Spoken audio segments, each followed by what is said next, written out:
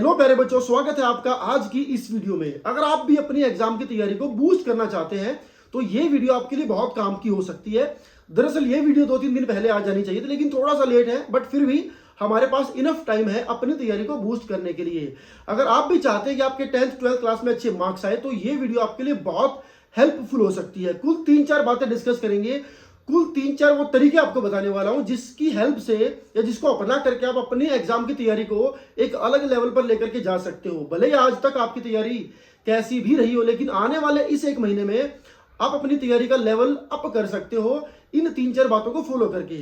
तो पहले बच्चों, सबसे पहली बात क्या आती है? सबसे पहली बात आती है एक हेल्दी प्लानिंग, एक हेल्दी रूटीन, एक हेल्दी टाइम टेबल बनाना। जी हाँ, हेल्दी से मेरा मतलब इसलिए है क्योंकि जिसमें पढ़ाई भी हो, जिसमें आपकी हेल्थ भी आपको देखनी होती है, इसमें आपको अपना एंटरटेनमेंट भी देखना होता है, इसमें आपको अपना मेंटल स्ट्रेस भी देखना होता है, सब कुछ देखना होता है। प्रॉपर टाइम टेबल से मेरा मतलब है कि हर उस सब्जेक्ट को उतना टाइम दिया जाए जितनी उसकी रिक्वायरमेंट है। जो चीज़ आपको कम आती है उसको थोड़ा सा एक्स्ट्रा टाइम देंगे, जो चीज़ आपको ठीक ठाक तरीके से आती है उसको थोड़ा सा कम टाइम देंगे, और हर चीज़ की प्रैक्टिस बराबर करते रहेंगे। और थोड़ा सा इंटरटेनमेंट भी जरूरी है, बीच बीच में हंसना भी जरूरी है। थोड़ा बहुत आप टीवी भी देख सकते हैं, थोड़ा बहुत आपको फिजिकल एक्टिविटी भी करनी चाहिए, सुबह शाम थोड़ा थोड़ा एक्सरसाइज भी करनी चाहिए, ताकि थोड़ा आपका मन भी ठीक रहे, थोड़ी आपकी सेहत भी ठीक रहे। क्योंकि जब तक सेहत ठीक नहीं होगी, मन ठीक नहीं होगा, तो फिर आप चाहे कोई भी टाइम टेबल फॉलो करते रहें, बात नहीं बनने वाली है। दूसरे नंबर पर सबसे बड़ी चीज आती है प्यारे बच्चों कि कोई भी आपको नई चीज अब करने की कोशिश नहीं करनी है। मिस की कोई नया एक्सपेरिमेंट अपने साथ नहीं करना है। जो चीजें आज तक आपने सीखी हैं, जो भी सिलेबस आपने कवर किया है, कोई चैप्टर अगर बचा है उसको भी कवर कर ले, तो जो भी आपका सिलेबस है जिस तरीके से वो आपने कर लिया है, अब आपको बार बार उसको रिवाइज करना है, बार बार खुद को टेस्ट करना है। कुछ नया एक्सपेरिमेंट करने की जरूरत नहीं है कि मैं ये भी पढ़ लूं, मैं वो मॉडल टेस्ट पेपर भी पढ़ लूं, मैं ये वाली बुक से भी रेफरेंस ले लूं, मैं वो वाली बुक से भी ले लूं।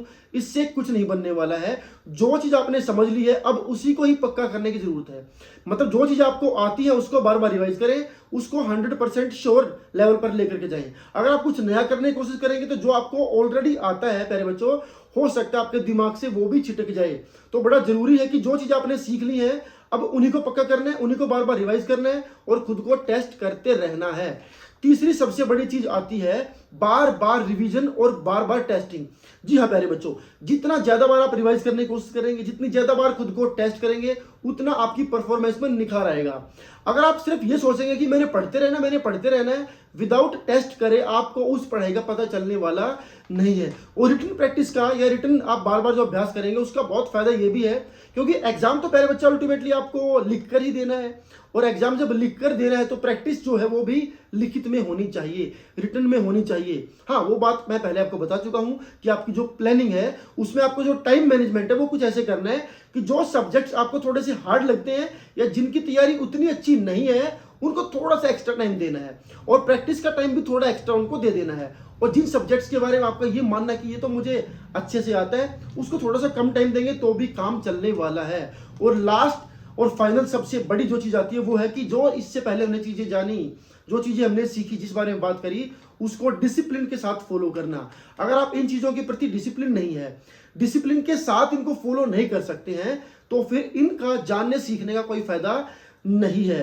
देखो प्यारे बच्चों, और फाइनली आपको यही बता दूं मैं आपको कि मार्क्स आपके अच्छे आएंगे, नो डाउट, क्योंकि तैयारी आपकी अच्छी है तो मार्क्स भी वैसे आपको रिप्रेजेंट करते हुए दिख जाएंगे। लेकिन इतना भी स्ट्रेस नहीं ले लेना है कि आप सब कुछ भूल ही जाएं। ठीक है, हर चीज का एक लिमिट होती है, उसका एक सर्कल होता है, एक दायरा होता है, उससे बाहर अगर आप जाने की कोशिश करेंगे तो फिर काम खराब होने वाला है। इसलिए मैंने सबसे पहले जब टाइम टेबल की बात करी थी आपको बोला था कि एक हेल्दी टाइम टेबल होना चाहिए। आपको अपनी हेल्थ भी देखनी है, आपको अपनी सोसाइटी भी देखनी है, आपको अपना मेंटल लेवल भी चेक करना है, सब कुछ उसमें देख करके चलना है, और पढ़ाई भी पढ़नी है क्योंकि बाद में मार्क्स आपसे पूछे जाएंगे, जाहिर सी बात है। क्योंकि जो आप अभ्यास करते हैं, जो आप पढ़ाई करते हैं, उसका जो नतीजा है वो मार्क्स में ही आता है, उसका जो परिणाम है वो मार्क्स ही आपको बताते हैं कि असल में इस एक साल में आपने कितनी पढ़ाई पढ़ी है, और उसी के हिसाब से आपको मार्क्स मिलते हैं। और वही चीज आप सबको दिखा पाते हैं कि मैंने पूरा साल में इतनी पढ़ाई पढ़ी थी और बाद में मुझे इतने मार्क्स मिले हैं। तो कुल मिलाकर के कुछ नया एक्सपेरिमेंट करने की जरूरत नहीं है। जो चीजें आपने सीखी है, जानी है, समझी है, वो बहुत अच्छे से आपने किया, आई नो वेरी वेल। आपने पढ़ाई अच्छे से करी, आई नो वेरी वेल। बस उसी को आपने पक्का कर लेना है, उसी को आपने तैयार कर लेना है, और फुल फोर्स के साथ आपको एग्जाम में जाकर के बैठना है। तो प्यारे बच्चों, एक और अनाउंसमेंट, क्लास 10th और क्लास 12th आपके लिए कंप्लीट सिलेबस की हम कुछ वीडियोस लेकर के आने वाली है, वन शॉट वीडियो, जिसके अंदर आपका पूरा सिलेबस हम लोग कवर करने की कोशिश करेंगे। हर चैप्टर की थीम डिस्कस करेंगे, हर चैप्टर के इंपॉर्टेंट वैल्यू पॉइंट्स डिस्कस करेंगे, जिनमें से बार बार क्वेश्चंस रिपीट होते रहते हैं, और एग्जाम की जो भी आगे आने वाली स्ट्रेटेजीज होंगी वो भी उन वीडियोस में आपके साथ डिस्कस करने की कोशिश करेंगे, ताकि आपका रिजल्ट अच्छा हो और आप बाद में आकर के हमें कहें कि हमने सर की उस वीडियो में से समझा था और मुझे बहुत हेल्प मिली, और वही होगा हमारा प्राइज। अगर वीडियो पसंद आई हो तो वीडियो को जरूर लाइक करें, अपने फ्रेंड्स को भी दिखाएं और इस चैनल को सब्सक्राइब कर लें। Thank you.